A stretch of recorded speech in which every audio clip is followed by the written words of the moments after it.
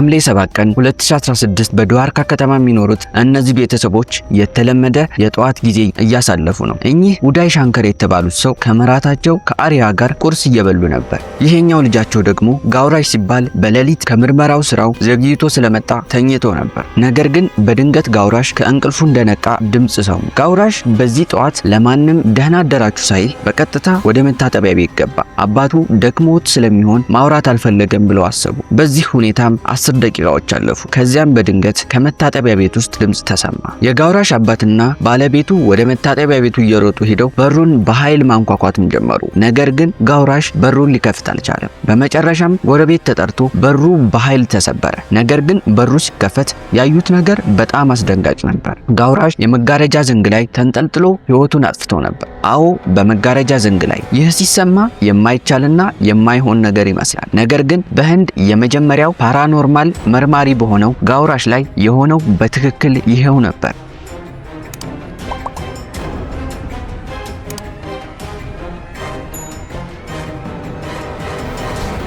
ፖሊስ ተጠርቶ ጉዳዩ በዝርዝር ተመረመረ። ከጥቂት ቀናት በፊት ፖሊስ ባወጣው ሪፖርት ጋውራሽ በከባድ ጭንቀት ውስጥ እንደነበርና በገንዘብ ችግር ይሰቃይ ስለነበር ራሱን እንዳጠፋ ተገለጸ። ነገር ግን ከሱ ጋር የፓራኖርማል ምርምር የሚያደርጉ የቅርብ ጓደኞቹ ሌላ ምስጢር ተናገሩ። ጋውራሽ ለብዙ ቀናት በጭንቀት ውስጥ እንደነበርና ሲጠይቁትም አንድ አደገኛና ጥቁር መንፈስ እየተከተለኝ ሊገለኝም ይፈልጋል ይላቸው እንደነበር ገለጹ። እንደውም ከመጨረሻው የምርመራ ስራው በኋላ ጋውራሽ በጣም ተረብሾ እንደነበርና ይህንን መናፍስት የማሰስ ስራውን ሙሉ በሙሉ ለማቆም ያስብ እንደነበርም ተናገሩ። ጋውራሽ መጀመሪያ ላይ ፓራኖርማል ወይም የመናፍስት መርማሪ ለመሆን አላቀደም ነበር። በሳይንስና በሎጂክ እንዲሁም ፊዚክስና አስትሮኖሚ ይወድ ስለነበር ለማንኛውም ንድፈ ሐሳብ ጠንካራ ማስረጃ ይፈልግ ነበር። ነገር ግን ወደዚህ ስራ የገባው ለከፍተኛ ትምህርት ወደ ዩናይትድ ኪንግደም በሄደ ጊዜ ነው። እዚያም በተደራጀ መልኩ የተቋቋመው የፓራኖርማል ምርምር ቡድኖች መናፍስትን ሳይንሳዊ ማብራሪያ ሊሰጠው እንደሚችል ሲመረምሩ ተመለከተ። ይህም ጉዳይ ጋውራሽን ወደዛ አቅጣጫ ለወጠው። ፓራኖርማል ማለት ነገሮችን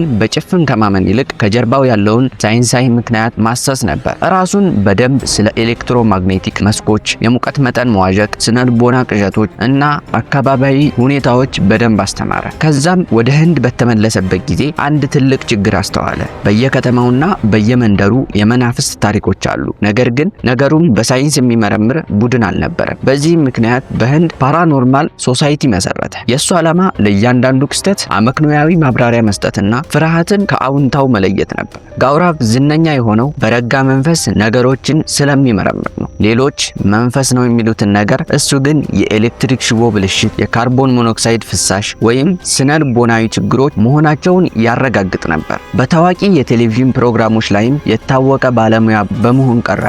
ይህ በእንዲህ እንዳለ የሆነ ጊዜ በሙምባይ በሚገኘው በታዋቂው የሙኬሽ ፋብሪካ ጋውራሽን ግራ ካጋቡት ጉዳዮች አንዱ ተከሰተ። ሙኬሽ በህንድ ውስጥ በጣም አስፈሪ ከሚባሉ ቦታዎች አንዱ ነው። በ1980 ዓ.ም በድንገት በእሳት ከወደመ በኋላ ለአገልግሎት ውሎ ያቅም። ጋውራሽና ቡድኑ እዚያ ቦታ በሄዱበት ጊዜ በድንገት ድባቡ ተቀየረ። የሙቀት መጠኑ በድንገት ቀንሶ ኤሌክትሮማግኔቲክ መለኪያዎቹ በከፍተኛ ሁኔታ ምልክት መስጠት ጀመሩ። የቡድኑ አባላትም የሰው እግር ድምጽ መስማት ጀመሩ። ማንም ባይኖርም ድምጹ ግን በግልጽ ይሰማ ነበር።